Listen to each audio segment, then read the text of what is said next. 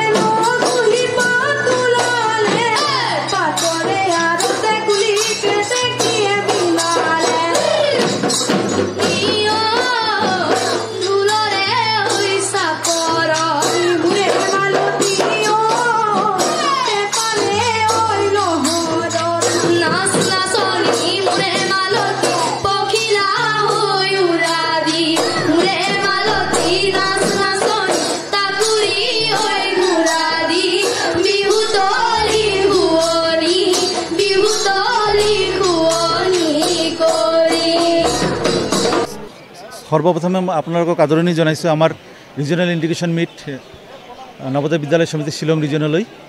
আমাৰ ইয়াতে কেইবাখনো স্কুল আহিছে। সেই স্কুলবিলাক হ'ল ইম্ফল ইষ্ট, গোলাঘাট, কামৰূপ, ৰিবই, নামচাই, ৱেষ্ট কাৰ্বি আংলং, চাণ্ডেল, কাছাৰ, শিৱসাগৰ, গোৱালপাৰা, মন, ধলাই, কোকৰাঝাৰ, ধেমাজি, লংডিং, বিশ্বনাথ, সাউথ ত্ৰিপুৰা, দৰং, গুমতি, মোককচুং, তিনিচুকীয়া, আপাৰ সুবনচিৰি। লগতে আমাৰ স্কুল JNV নলবাৰীও ইয়াত অংশগ্ৰহণ কৰি আছে। ইয়াতে বিভিন্ন ধৰণৰ আমাৰ কম্পিটিশ্যন হ'ব। তাৰে ভিতৰত হ'ল theatre, classical oblique folk dance আৰু ক্লাছিকেল অব্লিক ফোক ছং, তাৰপিছত instrumental, youth choir, 2D 3D art আৰু টয় মেকিং। গতিকে এই দুদিনীয়া প্ৰগ্ৰাম আজি আৰু অহাকালি হ'ব। এইটো হ'ল ৰিজিয়নেল স্তৰত, মানে এইটো আমি শ্বিলং ৰিজন বুলি কওঁ। এনেকুৱা ধৰণৰ 8টা ৰিজন আছে আমাৰ নবোদয় বিদ্যালয় সমিতিৰ। এই 8টা ৰিজনতে হৈ আছে। তো আমাৰ ইয়াৰ পৰা যিসকল চিলেক্ট হ'ব তেওঁলোকে ৰাষ্ট্ৰীয় পৰ্যায়ত অংশগ্ৰহণ কৰিবলৈ পাৰিব। সেইটো হ'ল ৰাষ্ট্ৰীয় একতা সমাগম, সেইটো হ'ব দিল্লীত। গতিকে আমি ইয়াতে চিলেকশ্যন কৰি পঠাম আমাৰ শ্বিলং ৰিজনৰ কাৰণে, আৰু আশা কৰিছোঁ যে এই দুদিনীয়া প্ৰগ্ৰাম খুব সফল হ'ব আৰু আমি বেষ্ট টিম চিলেক্ট কৰিব পাৰিম, আৰু সেইসকল গৈ ৰাষ্ট্ৰীয় পৰ্যায়ত আমাৰ পুৰা নৰ্থ ইষ্টৰ নাম উজ্বলাবলৈ সফল হ'ব। এইখিনি আশা কৰিলোঁ।